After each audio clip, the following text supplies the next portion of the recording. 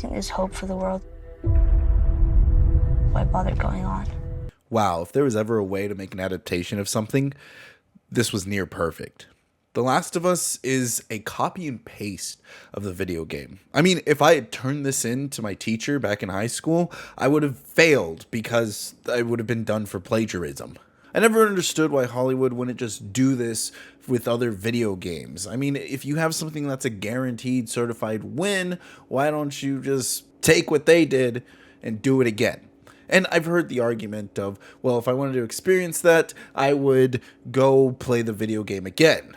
But movies or TV shows are for a more general audience, for people that either don't have time to play a 25-plus-hour game or even don't play video games at all. And on top of that, the anime space has been copying and pasting their stuff from mangas all the time. Maybe not always one-to-one, but definitely very, very close and much better job than what we've been doing. Even with me always being an advocate and arguing for that kind of stuff, I did feel a bit disappointed when I started watching The Last of Us and I was rewatching things that I had already seen in the video game.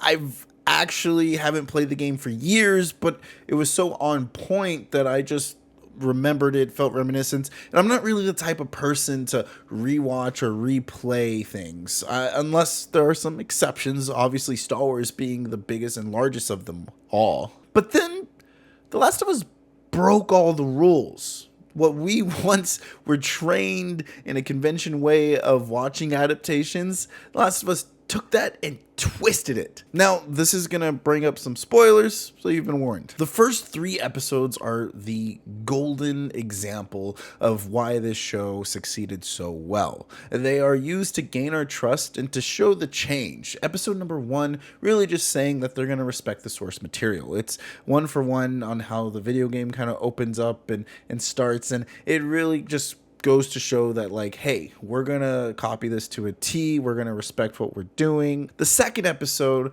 was kind of laying the foundation of the world building and that they're willing to change the lore a little bit. I really like the fact that there was a B plot kind of hidden within the dialogue and used throughout flashbacks as we got to see and hear about the origins of the virus that didn't really take place in the video game. It was new information and new things for me to latch on as someone that's already played the games and experienced this story.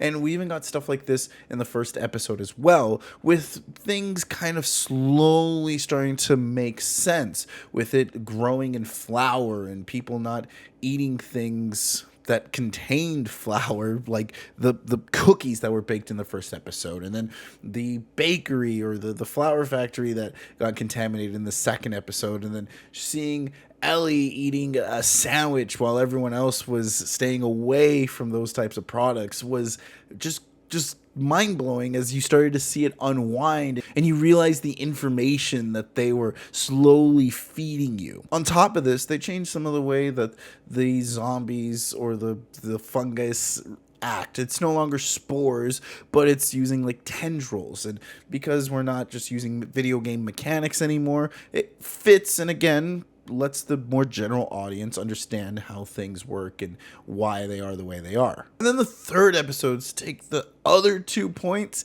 and just goes to town with them.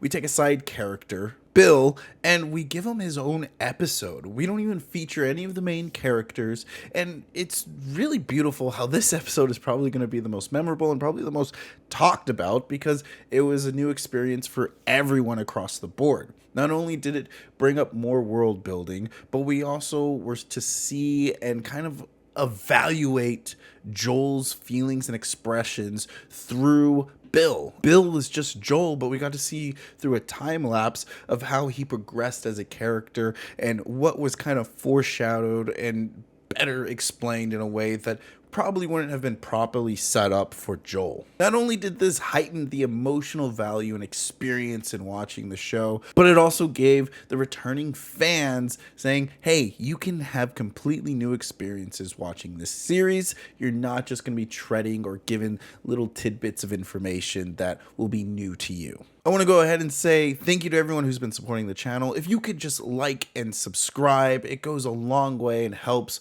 more than you can imagine. And The reason why Last of Us has broken everything is because of the examples I've given before.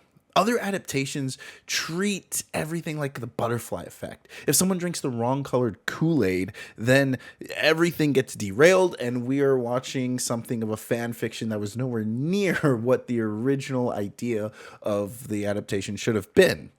But with The Last of Us, it derails itself and then gets back on track, and we're still hitting core story points that everyone remembers.